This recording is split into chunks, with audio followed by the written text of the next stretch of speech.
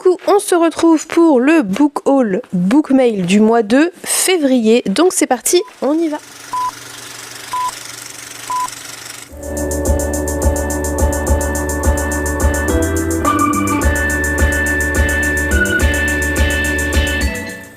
Nous sommes actuellement le 4 février et j'ai déjà des livres à vous montrer puisque grâce à mes pièces gagnées dans le cadre du challenge de Marion, je pouvais me prendre 3 livres.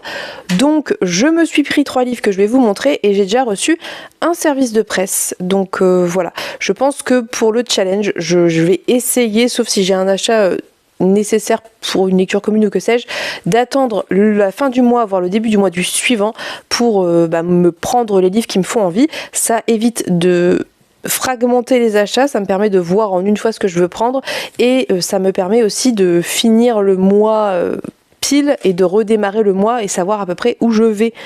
Voilà, je sais pas si vous voyez ce que je veux dire. Bref, je me suis donc pris 3 livres. Je me suis pris Le Monde de Roquanon d'Ursula K. Le Guin, puisque c'est la lecture commune du Ko-fi du mois de février. Et j'ai pris un exemplaire que j'ai fait en concours sur Ko-fi, donc je vais te faire le tirage au sort juste après là, donc pour vous ça sera il y a très longtemps, mais voilà, il y avait un exemplaire à gagner de la lecture commune sur Ko-fi. Si jamais ça vous intéresse, n'hésitez pas à jeter un coup d'œil à Ko-fi où il se passe vraiment pas mal de choses, pas mal de vidéos supplémentaires et de contenu, et voilà, donc bref, je vous laisse aller voir ça, c'est en barre d'infos. Donc le Monde de Roquanon, c'est le début a priori, si j'ai bien compris, de tout le cycle de Ain, et on nous dit une planète sans nom du système stellaire de Fomalhaut, c'est dur à dire, Fomalhaut, est l'enjeu d'un conflit entre la Ligue de tous les mondes et un ennemi inconnu. 5 espèces intelligentes se la partagent, dont aucune n'a dépassé le niveau féodal. Roquanon, ethnologue, y est envoyé en observation par la Ligue avant l'arrivée d'une mission technologique qui assurera le développement de la société la mieux placée. Mais l'ennemi surgit avant que le plan ne soit accompli. Avec une poignée de compagnons, Roquanon va entreprendre de chasser les envahisseurs. Voilà. Donc ça a l'air vraiment très intéressant. Bien trop hâte de découvrir ça. Normalement, ça sera la semaine du 10 ou du 17. J'ai pas regardé où en étaient les votes. Autre livre qui me faisait très envie et que je compte sortir vraiment bientôt, c'est Le silence de la cité d'Elisabeth von Harburg que je me suis pris en poche. J'ai Chronique du pays des mers en grand format, mais je pense que je vais juste m'acheter les poches et garder les poches en fait parce que je trouve que c'est beaucoup plus pratique à ranger et j'aime beaucoup les poches de chez Folio. Donc c'est à lire avant Chronique du pays des mers. C'est ce que Qui a tout lu a expliqué dans une de ses dernières vidéos que je vous invite à aller voir. Je vous mettrai sa chaîne en barre d'infos parce que c'était passionnant. Elle a lu Le silence de la cité et Chronique du pays des mers et elle en a très bien parlé. Donc j'ai très envie de lire Le silence de la cité. Donc il est là. Ça faisait partie des achats que j'avais envie de m'offrir. Donc c'est ce que j'ai fait tout simplement. C'est une couverture d'Aurélien Polis et la traduction, d'ailleurs je vous ai pas dit, la traduction pour le Guin, c'est Jean Bellache. J'espère que je dis bien. Et ici, la traduction est de... Bref, donc ici, on nous dit « Depuis le déclin, la civilisation humaine est au bord de l'extinction. Si la plupart des survivants se sont retranchés dans des cités souterraines, d'autres ont été contraints à la vie sauvage à la surface. Les mutations génétiques se sont multipliées et il ne naît pratiquement plus que des filles. Dans leur cité automatisée, une poignée de scientifiques cherchent une solution au désastre qui ronge la Terre. Et cette solution pourrait bien avoir un nom, Elisa. Fruit d'expériences technogénétiques extrêmes, l'enfant possède d'étonnantes capacités physiques. Une nouvelle humanité capable de survivre à un monde transformé est-elle possible et à quel prix ? Et les camions qui m'interrompent sans arrêt. Donc voilà, ça me fait très envie. Ça a été récompensé. Je pense que ça va être une très bonne lecture, donc j'ai hâte de le lire. Je sais que c'est relativement complexe, mais je suis curieuse.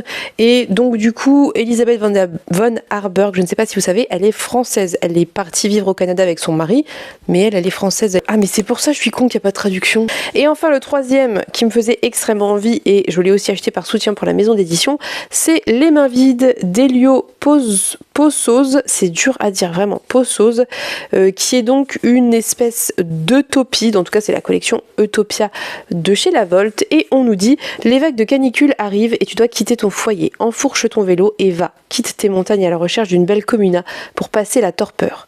Rencontre, explore, discute et prends soin des autres, du vivant, de toi surtout. Le fol horizome est fort et fragile, il relie les anarchies entre elles qui fleurissent différentes sur leur fondement commun. l'ordre sans le pouvoir. Roule et traverse, prends garde aux verticaux, mais nourris-toi de la friction. Elle remplira ta carte et tes dessins. Mets l'eau à chauffer, fais tes infusions d'encre. N'es-tu pas nanomade? Alors que les utopies s'enclosent souvent dans des îles, des planètes, des tours et des souterrains, les sociétés sont ici pleines de trous, composent avec le voisin, bricolent et font avec. Hommage à Ursula Le Guin, cette utopie se sait fiction sacoche, journal de voyage qui tente de saisir de la crise climatique pour en exprimer un possible désirable dans une échappée à la fois politique et intime. Ça a l'air vraiment trop bien. Ça a l'air trop bien. Voilà, je sais que ça va pas être une lecture évidente parce que rien que le format, j'ai vu des tableaux et tout, donc je pense que ça va être une lecture un peu exigeante, mais j'ai beaucoup trop hâte de le lire. Je suis extrêmement curieuse, je suis toujours en quête d'utopie, et en plus on nous dit hommage à Ursula Le Guin, donc voilà, je l'ai pris, et cette espèce de petit vélo tente là, un peu à l'arrache comme ça m'a fait sourire parce que ça m'a beaucoup fait penser à la couverture d'Histoire de moine et de robots, mais genre ça serait la version numéro 1 du petit vélo électrique de Dex. Bref, voilà, c'est tout. Ça me réjouit. Enfin, dernier bouquin que j'ai à vous montrer, c'est un service de presse que j'ai reçu de la part de Gallimard. C'est Gallimard qui m'a contacté pour me le proposer. J'ai lu le résumé, ça m'a vraiment fait très envie. Donc je vais vous montrer, c'est Entrouverte de Zoé Le Priol, voilà, comme ça. Ce sont des poésies, enfin, je sais pas si c'est de la poésie, je sais pas trop. En tout cas, c'est un format qui est très particulier, donc ça me rend encore plus curieuse. Moi, je ne savais pas du tout, j'avais pas fait gaffe. C'était peut-être de Scripto, c'est la collection qui fait ça, j'en sais rien, j'ai pas fait attention. Mais peu importe, parce que la thématique a l'air vraiment géniale. On nous dit 2 adolescentes s'aiment, se désirent, se cherchent. Une histoire d'amour poétique et sensuelle, d'une justesse troublante. Ça parle de couple lesbien, d'amour lesbien, ça parle d'adolescentes. Donc, c'est un roman pour ados. Moi, je pense que c'est typiquement le genre de bouquin qui peut être vraiment très important de connaître pour le donner à lire, un peu une lecture clé, vous voyez ce que je veux dire. Donc voilà, je suis très très curieuse de découvrir ça, je vous en reparlerai, je pense que ça va se lire assez bien. Je pense que c'est pas de la poésie, ça a une forme un peu poétique, mais il y a quand même un côté récit, donc à voir. Franchement, ça me fait très très envie. Ça commence en septembre, je crois que ce sont des lycéennes si je dis pas de bêtises. Bref, donc on en reparlera très bientôt, ça va pas faire long feu dans ma palle, j'ai hâte de le lire, de vous en reparler. Donc normalement, quand cette vidéo sortira, ce sera fait, et je remercie Gallmeister de m'avoir proposé ce bouquin que j'avais pas du tout vu passer. Voilà, c'est tout pour cette ouverture de Book Haul Book Mail. C'est déjà très bien, en sachant qu'on est le 3. Je sais pas si je dois recevoir autre chose, comme d'hab, je ne suis jamais au courant. Donc nous verrons bien. En tout cas, moi, à part peut-être éventuellement des graphiques, je n'ai pas prévu d'achat et j'attendrai d'avoir le nombre de pièces, et voilà, et je pense que j'ai de quoi faire. Donc je vous laisse pour cette petite introduction, on verra ce qui va arriver dans le mois. Nous sommes mardi 11 février et je reviens pour vous montrer des livres que j'ai reçus, 2 services de presse et 2 cadeaux. Donc ma palle n'est pas ravie parce que j'ai pas beaucoup lu en ce début de mois, mais c'est pas grave, je vais essayer de me rattraper, de sortir des petits livres et d'avancer un peu. Je vais commencer avec les services de presse que j'ai demandé à l'école des loisirs, maison d'édition. Si vous l'ignoriez, que j'adore, j'ai demandé premièrement le château de la magie interdite de Sophie Anderson, et je viens de capter, parce que je sais que ça me disait quelque chose, Sophie Anderson. Bon, Anderson, c'est un nom qui est quand même assez connoté de base, mais celle qui a écrit La maison qui parcourait le monde, que j'avais beaucoup aimé. Donc ça m'a fait très envie parce que on est dans de la réécriture, encore une fois, de contes, et je vais vous lire le résumé. Olia connaît 2 ou 3 secrets du vieux château de Mila. À force d'en explorer les moindres recoins, elle a découvert plusieurs passages dérobés et quelques trésors oubliés. Mais de traces de magie, aucune. Sa grand-mère lui a pourtant répété que le château de ses ancêtres s'était construit grâce à la magie et qu'un esprit protecteur y habitait. Olia a fini par douter et ne plus trop croire à ces histoires. Tout change quand une tempête furieuse s'abat sur le château. Olia tombe sur une porte secrète et découvre une contrée peuplée de créatures magiques. Toutes prisonnières. Qui, parmi elles, a laissé la magie s'échapper et attaquer le château de Mila? Olia doit trouver le moyen de l'arrêter car le temps presse. La tempête furieuse menace de tout balayer sur son passage. Voilà, vraiment ça me fait très envie. J'adore ce type d'histoire. Encore une fois, je pense qu'on va être dans de l'inspiration russe parce que les toits de ce château le laissent penser, et j'en suis ravie parce que c'est pas forcément quelque chose qu'on retrouve énormément, bien qu'un peu plus depuis quelques temps, mais c'est pas non plus ce qu'on retrouve le plus, et j'ai toute confiance à la fois dans l'autrice et dans la maison d'édition parce que j'avais beaucoup aimé La Maison qui parcourait le monde et j'aime beaucoup l'École des loisirs, donc vraiment ça me fait extrêmement envie. Ça vient de sortir, je sais plus quand c'est sorti, mais c'est sorti là en début d'année, donc hâte de voir où on va aller avec tout ça, et je vous en reparle bientôt. Je compte ne pas du tout le laisser traîner, typiquement le genre de livre que je peux lire très rapidement. Et deuxième livre que j'ai demandé parce que, alors j'ai pas fini le premier, mais je suis en train de le lire avec mon fils, mais du coup le 2 va sortir, donc je me suis dit que c'était l'occasion de vous parler des deux dans la foulée. C'est le tome 2 de Clopin Clopin d'Agnès Marot, qui pour le coup est une autrice francophone. Ah oui, je vous ai pas dit, tiens d'ailleurs, ça c'est pas bien, je vous ai pas dit qui avait traduit de l'anglais Royaume-Uni par Marie-Anne de Beru et illustré par Sahara Söderlund, je sais pas le dire, je suis désolée. Voilà, donc autrice anglophone, vous l'aurez compris, et ça, autrice francophone Agnès Marot. Pour le coup, ça c'est médium plus, donc c'est pré-ado, ça c'est jeunesse. Ça c'est l'âge de mon fils, on est en train de lire le tome 1. Je vais pas vous lire le résumé parce que c'est un tome 2, je sais pas si c'est un tome compagnon ou si c'est une suite. Je pense que c'est un tome compagnon, mais je vous en reparlerai de façon bientôt en vlog. Toujours est-il que l'histoire des Clopin Clopin, c'est l'histoire d'une bande d'amis que l'on voit sur cette couverture, qui ont tous un handicap, visible ou non. On se retrouve avec ces 4 amis plus le petit chien qui vivent une aventure dans le tome 1. Pourquoi ça m'intéresse? Parce que je trouve ça très chouette de représenter différents types de personnages qui souffrent de différents handicaps, visibles ou non, avec des douleurs ou non, et surtout il y a plein de moments dans le tome 1 où ils en discutent en fait, et où on parle d'être compréhensif, on parle d'être patient, on parle de se mettre à la place des autres et d'avoir de l'empathie et de pas diminuer les souffrances des uns et des autres parce que on les voit pas, ou parce que voilà. Donc c'est vraiment très chouette pour un public jeunesse, je trouve ça important, intéressant, et en plus c'est assez drôle, c'est assez léger, et c'est mais il y a une vraie histoire en fait, tout simplement. Donc vraiment pour moi c'est très très très très bon. Donc je vais recommencer le tome 1 parce que là on l'avait mis en pause depuis quelques temps maintenant, plusieurs semaines. Je vais le recommencer, je vais le terminer, je vous en reparlerai, et je vais enchaîner tout simplement avec ce tome 2 qui m'a l'air un peu plus fin que le premier, mais toujours illustré, toujours très chouette. Enfin moi j'aime beaucoup. Quand mon fils a vu que je l'avais reçu, il a essayé de se jeter dessus. Je lui ai dit mais peut-être qu'il faudrait qu'on termine l'autre d'abord, ça serait plutôt pas mal. Donc c'est ce qu'on va faire, et hâte de vous en reparler. Voilà, oulala, j'espère que c'était pas trop confus, je suis désolée si c'est le cas, j'ai un peu mal à la tête. Donc 2 ouvrages de l'École des loisirs que j'ai vraiment hâte de découvrir. Et enfin j'ai reçu 2 cadeaux parce que mon frère a fait une commande et que il a voulu me faire plaisir, et c'est absolument adorable. Je suis très contente et très touchée, comme toujours, c'est très mignon. Il m'a pris Mort Noire de Laetitia Bourgeois, qui va parler de la peste du XIVe siècle, qui a l'air d'être un peu un policier en gros, mais dans typiquement ce que j'aime en fait. Voilà, typiquement le genre d'historique que j'adore. On nous dit 1348, la peste ravage le royaume de France. Dans la ville du Puy, un homme est assassiné et son meurtre camouflé en décès dû à la mort noire. Mais les cadavres mal enterrés trouvent toujours un moyen de refaire surface. 13 ans plus tard, alors qu'une deuxième vague de l'épidémie fauche de nouveau les vies, un mystérieux corbeau semble déterminé à rallumer le souvenir de l'homme aux cheveux de paille et au tempérament de feu. Accusations et maléfices sont disséminés, forçant le capitaine de la ville à ouvrir une enquête qu'il n'avait jamais eu l'intention de mener. Sur fond de tension née de la crainte de la maladie, le capitaine devra dévoiler un à un les secrets de chacun. Voilà. Un policier, époque médiévale, pendant la peste, qui est une période qui m'intéresse particulièrement, vraiment tout ce que j'aime. Donc j'ai hâte de le lire, j'adore la couverture, j'adore ce type d'ouvrage. Je sais pas si vous le saviez, mais maintenant vous le savez. Donc très bon choix de la part de mon frère, je pense que lui va sortir vraiment pour le coup très très bientôt. Et il m'a pris un autre livre qui me fait très envie et que je m'étais jamais pris, mais que ça y est, maintenant j'ai et je vais pouvoir attaquer. C'est Excalibur de Gabriel Katz, c'est prévu en duologie, le tome 2 est sorti il y a très peu de temps.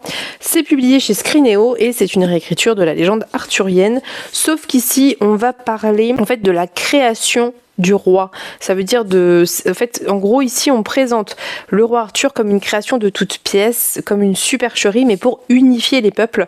Et donc on nous dit que 2 hommes vont échafauder la plus grande supercherie de tous les temps, ils vont fabriquer un roi. Leur choix se porte sur Kay, jeune noble aussi inconnu que prometteur. Il fondera ses pouvoirs sur une épée prétendument divine qu'il sera seul à pouvoir tirer d'un rocher. Pour lui donner un trône, les deux hommes recruteront les meilleurs chevaliers du pays et ne reculeront devant rien ni personne. Une machination parfaitement huilée qui se déroule à merveille jusqu'à l'entrée en scène d'Arthur, le frère adoptif de Kay. Donc ça a l'air très très chouette. Vraiment, j'aime beaucoup Gabriel Katz, surtout en fantasy. Donc vraiment, j'ai hâte de le découvrir. C'est les formats Screenéo en semi-souple là que moi j'aime beaucoup, que je trouve très chouette. Et voilà, ça a l'air très très bien, très très cool. J'avais adoré ce que j'ai pu lire de Gabriel Katz en fantasy, donc j'ai hâte de lire celui-ci. Voilà, c'est tout. Je vous ai montré normalement tout ce que je m'étais pris, qui était grâce à mes points. Je sais pas trop si en février je vais avoir des points parce que de toute évidence ma palle augmente plus qu'elle ne baisse. Donc là je vais me mettre un petit coup de collier pour un petit peu enchaîner les lectures, peut-être sortir des petits livres tout simplement, et puis je vous reprends dès que j'ai autre chose à vous montrer. Je ne sais pas si d'autres choses doivent arriver, très honnêtement. Si c'est le cas, j'ai oublié. Je crois que j'attends des folios, mais peut-être que c'est tout, peut-être pas, nous verrons bien. En tout cas, j'ai beaucoup de services de presse à lire, je suis en retard dans beaucoup de services de presse, donc il faut que je me bouge, voilà. Sur ce, je vous laisse pour ce plan, je vous reprends encore une fois dès que j'ai quelque chose à vous montrer. Coucou, on se retrouve parce que j'ai reçu des services de presse que je voudrais vous montrer. Je vous ai pas encore pris dans ce décor-ci, je suis en pleine réflexion, hésitation sur changer là où je filme et me mettre ici, vu que maintenant j'ai ma bibliothèque. Bref, nous ne sommes pas là pour parler de ça. Je reviens donc pour vous montrer des livres. J'ai reçu 3 services de presse, ce qui n'arrange pas ma palle. Donc, je vais essayer de m'organiser pour que tout ne tombe pas. Tout d'abord, j'ai reçu ceci. Donc, c'est la famille Hollister, Aventure à Pin Lake de Jerry West. Interruption de l'enfant. Donc, c'est un service de presse de la part de chez Novell. Donc, je vais vous dire, parce que j'ai le petit communiqué presse. C'est donc un livre à partir de 9 ans. C'est un tome 2. Alors, je sais pas, j'espère que ce sont des tomes compagnons. Faudrait que je demande, tiens, je m'étais pas penchée dessus. Donc, je sais pas, je demanderai dans tous les cas. Ça sort le 6 mars. Et donc, ici, les thèmes, c'est famille, aventure, plein air, vintage et mystère. Donc on nous dit, les aventures de Peter, Anna, Jack, Olive et Rose Hollister commencent lorsqu'ils emménagent dans une nouvelle maison au bord d'un lac. Toutes leurs affaires disparaissent mystérieusement, puis la famille apprend que la nouvelle maison pourrait bien être hantée avec un trésor caché quelque part à l'intérieur. C'est décidé, les enfants vont mener l'enquête, aidés de Zip, le chien, et Museau Blanc, le chat. Voilà. Le chien qui est là, il est dans les bras des enfants, le chat. Voilà, sûrement quelque chose qui va très bien se lire, qui va être très mignon. Vous savez que j'aime beaucoup la littérature jeunesse, donc je suis très curieuse de découvrir ça. Et j'aime beaucoup ce que publie Novell. On nous dit traduit par Mireille Pierre et illustré par Marlène Merveilleux. Donc si jamais vous aimez la littérature jeunesse, eh bien, allez jeter un œil. Dans tous les cas, je vais le lire pour vous en reparler à sa sortie. Et voilà, je vous en dirai ce que j'en ai pensé. Ensuite, j'ai reçu 2 services de presse de la part de chez Folio. Le problème, qui en est un sans en être un, c'est que je crois que ça fait partie d'une saga en 4 tomes et que je n'ai pas le 1. Je crois que j'ai le 2 et le 3.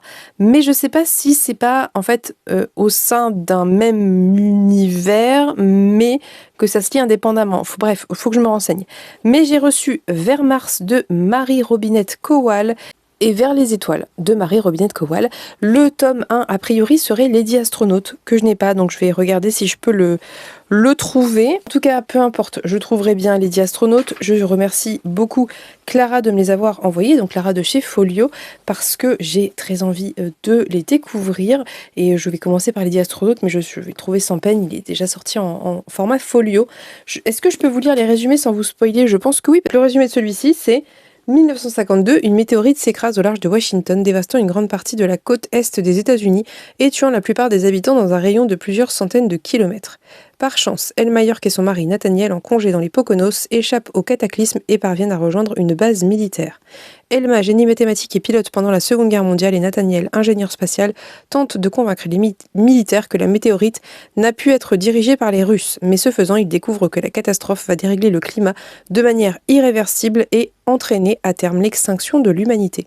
Seule issue, l'espace. Une coalition internationale lance un programme spatial de grande envergure, inaccessible aux femmes. Elma compte pourtant bien y prendre part et devenir la première Lady Astronaute. Donc ça se passe avant. Je sais pas. Je suis très perturbée. Je ne sais pas du tout. Faudrait que je me renseigne. Dans quel ordre ça se lit?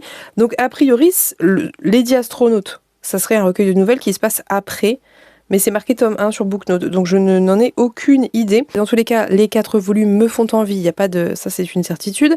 Je vais les découvrir avec grand plaisir et je suis ravie de les avoir reçus. Merci beaucoup à Clara de me les avoir envoyés, d'autant qu'ils sont sortis il y a un bout de temps. Donc c'est hyper gentil d'avoir été recherché dans les services de presse qui restaient pour me les faire parvenir, et je vous en reparlerai bientôt parce que j'ai très envie de découvrir Marie-Robinette Kowal. Voilà, c'est tout, ça a été très brouillon, je suis désolée, je crois que je n'ai rien d'autre à vous montrer. Sur ce, je vais donc vous laisser, je vous reprends dès que j'ai autre chose à vous montrer, ce qui ne devrait pas tarder parce que je crois que j'ai des services de presse qui arrivent. Donc je vous fais des bisous et on se dit à plus tard. Coucou, on se retrouve, nous sommes le 17 février, je reviens parce que je me suis acheté un livre. Oui, je me suis acheté un livre alors que je suis en no-buy, mais c'est un graphique. Ça fait un petit bout de temps qui me fait envie, donc je me suis pris ceci, c'est Chine 0 de Bablé et Singelin, donc deux Français je crois. Je ne sais plus, et on nous dit une chronique de jeunes losers dans un monde de héros ubérisés, avec la définition d'ubérisation en dessous. Ça a l'air trop bien. Alors évidemment j'ai qu'une main, donc pour vous montrer c'est compliqué, mais en fait ce que j'aime beaucoup c'est que c'est du noir et blanc, mais il y a des couleurs comme ça. Je trouve ça très chouette, et j'aime beaucoup les dessins, vraiment ils sont très beaux. Concernant l'histoire, je ne me rappelle plus très bien de quoi ça parle. Je vous laisse parce que Godzilla est arrivé, je vous reprends quand j'ai autre chose à vous montrer. Coucou, on est le 22 ou 23 février, par là. Je reviens pour vous montrer des livres. J'ai déjà tourné ce rush, enfin ce plan, mais il n'y avait pas de son, donc je le refais. Écoutez, c'est pas très grave. J'ai des livres à vous montrer puisque j'ai acheté quelques livres, j'ai reçu des services de presse et un cadeau. Et on va tout de suite commencer par le cadeau. Si vous avez tout suivi, vous savez qu'avec Emmeline, on s'offre un livre par mois selon une thématique qu'on est censé lire dans le mois, mais on est très en retard, donc c'est pas grave. Écoutez, il n'y a pas non plus de... C'est plus pour le plaisir de se faire des cadeaux, je pense, c'est chouette, c'est plaisant. Donc elle m'a offert celui de février qui est L'aube sera grandiose. La thématique, c'était le jour de la marmotte. On a interprété ça chacun comme on voulait. Et elle m'a dit le jour de la marmotte, puisque, a priori, ça se passe à la montagne, je crois, au bord d'un lac. Voilà, c'est ça. Donc, c'est un roman young adulte écrit par Anne-Laure Bondou. Je n'ai jamais lu Anne-Laure Bondou, mais j'ai vu de très bons retours. Et ici, on va suivre Nine, qui a 16 ans et qui n'est pas très contente parce que sa mère décide qu'elle n'ira pas à la fête du lycée et elle va l'embarquer dans une cabane isolée au bord d'un lac pour lui raconter l'existence d'un passé qu'elle lui a soigneusement caché. Je ne veux pas en savoir plus, de toute façon le résumé est très court et très allusif et c'est très bien comme ça, et je suis persuadée que je vais le dévorer. Donc cadeau d'Emmeline, très hâte de le lire, je vous en reparle bientôt j'espère. Je vais vous montrer mes deux achats qui sont deux graphiques parce que pas folle la guêpe, j'ai pas envie d'alourdir ma palle. Donc je me suis pris le tome 10 des Carnets de l'apothicaire, la version Mana Books, voilà. Je vais pas vous en parler plus, je pense qu'on en a déjà parlé. Je crois que je suis à jour dans mes lectures des Carnets de l'apothicaire. Ou alors j'ai encore le 9 à lire, je sais plus, il faut que je check. Mais je vais essayer de les lire pour terminer février parce que là, si je suis pas à jour, enfin, j'ai celui-là à lire évidemment, mais même si j'ai le 9 à lire, c'est pas, voilà, ça me permettrait d'être à jour, donc ça serait plutôt cool. Donc voilà, je me suis pris le tome 10 qui est sorti ce mois-ci. Et j'aime plutôt bien, moi, le côté très coloré. En même temps, il fallait bien les différencier des autres carnets de l'apothicaire qui sont ici puisque le tome 14 est sorti chez Kiyun. Donc là il est emballé, il y a un extrait gratuit avec, c'est vraiment pas très heureux cette couverture, je l'ai pas déballé, j'ai même pas pris le temps de le déballer. Voilà, c'est chose faite. Alors, le tome 14 est ici. Alors, autant j'aime... Je suis désolée, je parle tout près du micro. Autant j'aime le dos, que je trouve très beau dans la bibliothèque, autant je suis pas fan du côté... je sais pas si on peut dire pastel. J'aime pas, après j'aime pas trop ce vert, je le trouve pas très beau, mais bon, peu importe, on s'en fout un peu. J'ai le tome 14 à lire, je ne suis absolument pas à jour dans les carnets de l'apothicaire de chez Kiyun, donc peut-être que je pourrais me mettre à jour pour finir le mois tranquillement, ou début mars, mais ça serait plutôt cool. Je l'ai acheté parce que bah voilà, j'aime bien les avoir au fur et à mesure, puis comme ça quand je me lance, bah j'y vais franchement. Et du coup, ce qu'on a là, c'est un extrait de ça. Je connais pas. La servante de l'empereur. Voilà. Donc, je me suis pris 2 mangas. C'est raisonnable. Plus le Shin Zero que je vous ai déjà montré, je crois, de Bablé et je sais plus le nom de l'autre personne qui doit être le scénariste. Passons au service de presse. J'ai reçu en service de presse ceci, La Cité des Marches de Robert Jackson Bennett, qui est le 3e et dernier tome des Cités Divines. Je n'ai pas le 2, je ne l'avais pas demandé parce que je n'avais pas fini le 1, donc je vais me procurer le 2, je vais le lire et je pense que je vais même enchaîner, je vais essayer d'enchaîner pour terminer cette saga. Donc si vous ne connaissez pas, sachez que en gros chaque tome suit un personnage différents, mais c'est des tomes plutôt compagnons, mais je pense qu'il y a quand même une histoire de chronologie un petit peu. Le tome 1, on suit Shara, qui était l'apprenti, je sais pas si on peut dire ça, mais qui travaillait avec un historien qui est mystérieusement mort dans une cité colonisée depuis des siècles. Donc elle va y aller, elle va enquêter, et elle va aussi enquêter sur les divinités qui préexistaient à l'arrivée de ce peuple colonisateur qui a voulu supprimer toute l'ancienne culture.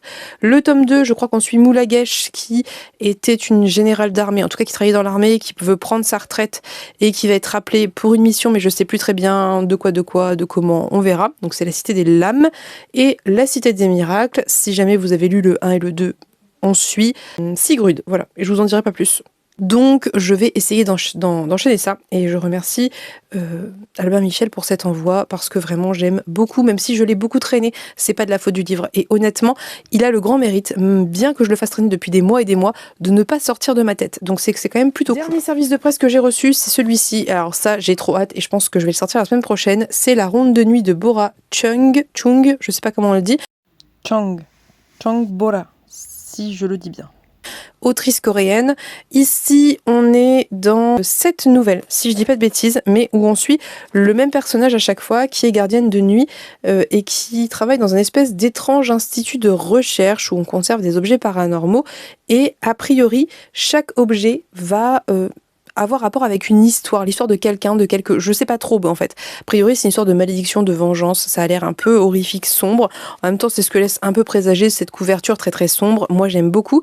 J'ai Lapin maudit à lire, qui d'ailleurs, si ça vous intéresse, qui sort en simultané de celui-ci en poche chez Rivage, donc vous pourrez vous procurer les deux, Lapin maudit en poche et La Ronde de nuit, voilà. Donc bien trop hâte, ça c'est sûr et certain que la semaine prochaine je le sors, il est tout petit, on en reparlera comme ça très très vite. Ensuite je me suis acheté un livre d'occasion, mais je l'ai déjà, donc ça rentre pas dans ma palle, il faut juste que je décide lequel des deux je garde, mais je l'ai pris parce qu'il était d'occasion chez Gibert, qu'il est beau et que je savais pas.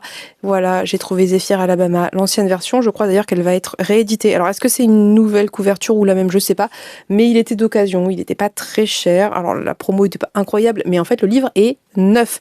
Donc ça, moi, je le sais parce que, en fait, j'ai déjà tourné ce plan. Dedans, on a un communiqué presse. Donc, je pense que c'était un service de presse. Voilà. Il est neuf. Il n'a pas été touché. Donc, j'ai pas fait une grosse économie par rapport au prix neuf.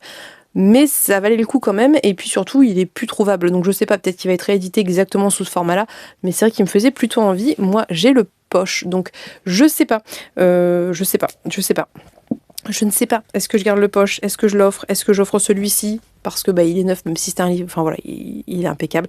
Je n'en sais rien. C'était un achat sur le moment, coup de tête. En tout cas, Zephyr Alabama, c'est une LC prévue en mars. Si jamais ça vous tente de nous rejoindre, ça doit commencer sur Partner in Books le 10 mars, si je dis pas de bêtises. Voilà, je vous ai tout montré. En fait, non, parce qu'Emeline m'a prêté un livre, mais il est sous une pile de livres et je n'ai aucune envie de tout faire tomber. Donc peut-être que si j'y pense, je vous montrerai ça la prochaine fois. C'est un livre que je lui ai offert dans le cadre de notre défi mensuel.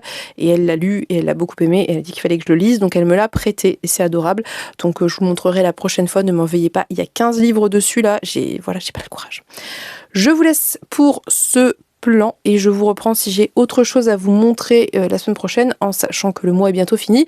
Donc j'espère pas trop, je vous cache pas, parce que j'aimerais bien continuer à réussir ce challenge de faire baisser ma palle. Mais pour le moment, c'est pas encore validé, je vous le dis. Je vous laisse, on se dit à plus tard. Coucou, nous sommes le 27 février, je reviens pour vous montrer 2 achats que j'ai faits, mais vous allez voir que ce sont des livres que j'ai déjà lus et que je souhaitais m'acheter pour les avoir. Voilà, donc je me suis fait plaisir en m'achetant des livres, mais je n'ai pas agrandi ma palle, puisque je me suis pris Les morts posséderont la terre de Margaret Killjoy, que j'avais reçu en service de presse numérique. Vu que j'avais le 1 en papier, je me suis pris le 2, comme ça ils iront ensemble, voilà. Et je peux en reparler, on en a déjà parlé, mais je vous les montre quand même. Et je me suis acheté La migration annuelle des nuages de Primi Mohamed, que j'ai beaucoup aimé, et la suite sort en mars, si je dis pas de bêtises. Donc je pense que je vais me l'acheter directement, je vais pas passer par le service de presse numérique, puisque de toute façon je compte le lire. Donc voilà. Après, l'avantage des services de presse, notamment de certaines maisons d'édition que j'aime beaucoup et que j'ai envie de soutenir et tout, c'est que je les lis très vite et j'ai peur que si je me le prends de mois à mois, je le traîne plus. Mais voilà. Du coup, 2 petits achats, et je n'ai rien reçu dernièrement, ce qui est plutôt chouette quelque part, parce que ça m'évite de perdre des points et de rallonger ma palle. J'aimerais bien quand même, ça serait vache qu'aujourd'hui ou demain m'arrive 2-3 services de presse là et que je me retrouve alors que je suis dans un bilan positif à retomber dans un bilan négatif. Mais écoutez, nous verrons ça. Je clôturerai cette vidéo demain puisque demain c'est le dernier jour du mois de février. Donc je vous laisse avec ce tout petit plan juste pour vous montrer mes 2 petits achats qui vont directement rejoindre ma bibliothèque et on se retrouve demain pour la clôture. Évidemment, quand je vous dis que j'espère que je vais pas recevoir quelque chose sur les 2 derniers jours de février, je reçois quelque chose. Donc j'ai reçu, je vais essayer de cacher mon adresse, ça pourrait être pas mal, ça. Et en fait, vous allez pas voir, si, non. Ça vient de chez Belfond. Je ne me rappelais absolument pas avoir demandé quelque chose chez Belfond, mais je reçois le catalogue Belfond et en fait, c'est tôt, si vous voulez, genre c'est chaque trimestre. Donc potentiellement, j'ai demandé ce livre il y a 2 mois, ou il y a 1 mois et demi, et j'ai oublié, évidemment. Donc on va l'ouvrir ensemble. Je ne me rappelle pas, mais c'est très cool. Alors attendez, donc je vous montre. C'est qu'un sang impur de Michael Mention. Je ne sais pas si l'auteur est francophone ou pas. Je crois que oui. Alors, je crois que ça me faisait envie parce que ça avait clairement un côté imaginaire, bien que ce soit vendu comme du roman noir, mais il y avait un côté dystopique, je crois. Matt, jeune père de famille, savoure une bière en terrasse à Paris quand se produit un étrange phénomène. Toutes les feuilles des arbres tombent instantanément avant qu'une onde de choc surpuissante ébranle la capitale. Attentat, séisme, explosion nucléaire, à la suite d'un mouvement de panique sans précédent et en l'absence d'informations, le président décide de confiner les habitants. Matt, Clem et leur fils de 4 ans se retrouvent prisonniers de leur immeuble en banlieue et tentent d'organiser le quotidien avec leurs voisins, jusqu'à ce qu'une terrifiante épidémie gangrène la population. Entre solidarité, lâcheté et sacrifice, jusqu'où Matt et Clem iront-ils pour survivre et protéger leur fils? Et donc on dit que c'est un roman apocalyptique. Et donc voilà, pour moi c'est très clairement de l'imaginaire, c'est du post-apo en fait, hein, tout simplement. Puis on nous parle d'épidémie. Voilà, donc c'est classé en roman noir, mais pour moi c'est du post-apo. Franchement, je pense que ça va très bien se lire parce que ça fait à peine plus de 300 pages, mais de manière assez aérée. Donc c'est plutôt cool et ça me faisait très envie parce que tout ce qui me rappelle qui après nous vivrait me tente et que là on est sur un scénario pas très loin. Alors c'est peut-être un peu moins dystopique que qui après nous vivrait ou Fragile, mais c'est un peu ce type de lignée. Enfin, on est dans l'idée un peu quand même de la fin de quelque chose, de la fin d'une époque, d'une ère et d'un autre chose. Et quand on parle de confinement, etc., toujours il y a une toute petite dimension dystopique qui quelque part s'installe un peu, je trouve. Donc j'ai hâte de voir ça. Je ne sais plus quand il sort, je dois le savoir sur le 6 mars, voilà. Pour ça que j'ai reçu maintenant en toute logique. Donc ça sort très bientôt. Je vais essayer de ne pas le laisser traîner. Ça me tente plutôt bien. Je suis pas ultra fan de la couverture. En fait, si, j'aime bien la couverture, mais sans ça c'était pas nécessaire. Ça fait un peu kitschou. Alors que le reste était plutôt cool en soi, avec ce chemin de rouge sang là. Bref, donc voilà, j'ai reçu ça, ce qui n'arrange que très moyennement mon histoire, puisque j'étais dans le positif en termes de lecture. Là, j'avais réussi à rattraper et à baisser ma palle. Donc là, on revient à l'équilibre. Donc ça veut dire qu'il va falloir que je me bouge sur ces dernières 24 prochaines heures, un peu plus, mais voilà, pour baisser ça. Mais heureusement, j'ai plein de petites lectures de côté, donc je pense que ça devrait le faire. Bref, du coup, je pense que je clôturerai quand même demain parce que je ne... Attendez, je réfléchis parce que demain j'ai une grosse journée. Non, je clôturerai demain, c'est pas grave. Je reviendrai juste vous dire au revoir si j'ai rien reçu et puis c'est tout. De toute façon, ça sert à rien que je clôture maintenant parce qu'avec la chance que j'ai, si je clôture maintenant, c'est sûr que demain je vais recevoir quelque chose. Voilà. Je vous laisse du coup et je vous reprends demain pour vous dire au revoir et puis voir si j'ai reçu quelque chose ou pas en cette fin de mois. Voilà. Donc on se dit à plus tard.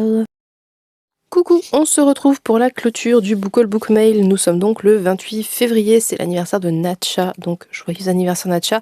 Quand cette vidéo sortira, ça sera passé, mais vu que je pense qu'elle va sortir début mars, vous pouvez toujours aller lui souhaiter un peu en retard, ça fait quand même plaisir. J'ai reçu évidemment un dernier service de presse, histoire...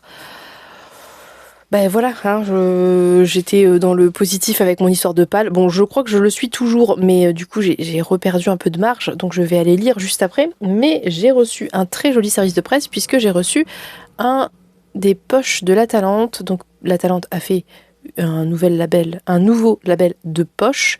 Ça existait déjà avant, je sais pas pourquoi ils l'ont refait. Je vais vous montrer avant à quoi ça ressemblait. Voilà, avant c'était comme ça.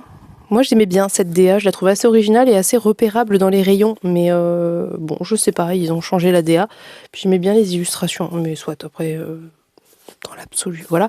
Pourquoi par contre ils ont refait un label, parce que ça s'appelait La Talente Poche et maintenant c'est Neptune, je n'en ai aucune idée. Toujours est-il que, revenons à nos moutons, je voulais vous montrer le livre que j'ai choisi, puisque j'ai pu choisir entre 4 des prochaines sorties poche de chez La Talente, et moi j'ai pris L'Arbre de l'été, le tome 1, La tapisserie de Fiona Var de Guy Gavriel Gay, de Guy Gavriel Kay, parce que ça me tentait plutôt bien, puisqu'a priori on part dans quelque chose d'un peu fantasy à la Tolkien, un peu classique comme ça, et ça me tente vraiment, vraiment pas mal en ce moment, et il est pas si gros, 400 pages, je me suis dit c'était plutôt une bonne idée. Il y en avait plusieurs qui me tentaient, il fallait choisir, j'ai choisi celui-là, et honnêtement je trouve que, vous voyez, on se rendait pas compte en photo sur les réseaux et tout que c'était métallisé, mais en fait du coup ça rend plutôt pas mal, hein. C'est plutôt joli honnêtement, et le dos aussi un peu métallisé, gris métallisé comme ça, je trouve ça plutôt sympa. Donc la Terre n'est qu'un écho d'un cri lointain, bien plus vif, puissant, étincelant, le monde de Fiona Var. C'est la bouleversante découverte que vont faire 5 étudiants invoqués par le mage Lorraine Mantel dans le grand royaume du Brenin, ou Brennan, comme vous voulez. Je vais sûrement dire Brennan dans ma tête. Tous les indices de la fin d'un âge sont là, la disparition de divinités, des armées qui s'amassent et dans l'ombre le retour d'un dieu déchu au devant de la scène. Et clairement, on s'est dit que c'est un hommage au Seigneur des Anneaux, donc ça me tente plutôt pas mal. Je suis très curieuse, voilà. De toute façon, je suis très curieuse de découvrir cet auteur depuis très longtemps. Je me suis dit que c'était l'occasion parce que c'est peut-être finalement, en fait, dans les 4 choix que j'avais, c'était peut-être celui que j'aurais eu le moins tendance à acheter spontanément, ce qui était moins le cas des autres. Donc je me suis dit que c'était en fait l'occasion rêvée pour me le prendre et le découvrir et vous en reparler. C'est un tome 1. Je ne sais pas si on sait quand la suite va sortir. Alors par contre, je peux vous dire, puisque j'ai eu un petit catalogue, le tome 1 sort en mars et le tome 2 va sortir en août. Pareil, c'est plutôt rapproché. Et le tome 3 en novembre. Et je pense que c'est tout, je pense qu'il n'y a que 3 tomes. Ensuite, en mars, il y a Méduse de Martine Desjardins, si jamais vous vouliez le découvrir. Et en juin, il y a des milliards de tapis de cheveux qui me tentaient plutôt pas mal. Mais je pense que je préfère la couverture grand format, donc je me le procurerai en grand format. Et en août, on a Cra de John Crowley, qui est assez connu chez La Talente, qui est quand même une publication assez connue.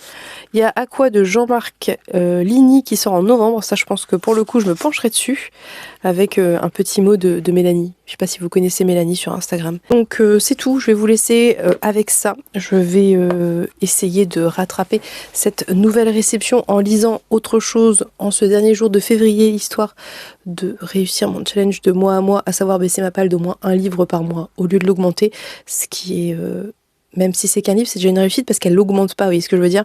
Bref, n'hésitez pas à me dire si certains des livres que j'ai pu vous présenter vous font envie. Est-ce qu'il y en a que vous êtes procurés? Est-ce que, parce que certains sont sortis déjà, est-ce qu'il y en a que vous avez lus aussi, puisque j'ai des sorties qui datent, j'ai reçu des trucs qui dataient un peu dans ce mois de février, c'est plutôt cool. Et puis n'hésitez pas à me dire aussi si vous avez repéré des sorties en mars qui vous intéresseraient. Ça peut être cool, des fois ça me donne des idées aussi pour mes bilans mensuels, parce que moi vraiment les sorties j'ai du mal à suivre. Voilà. En attendant, je vous fais de très très gros bisous, je vous souhaite une très belle journée et on se dit à bientôt pour une prochaine vidéo. Bye bye!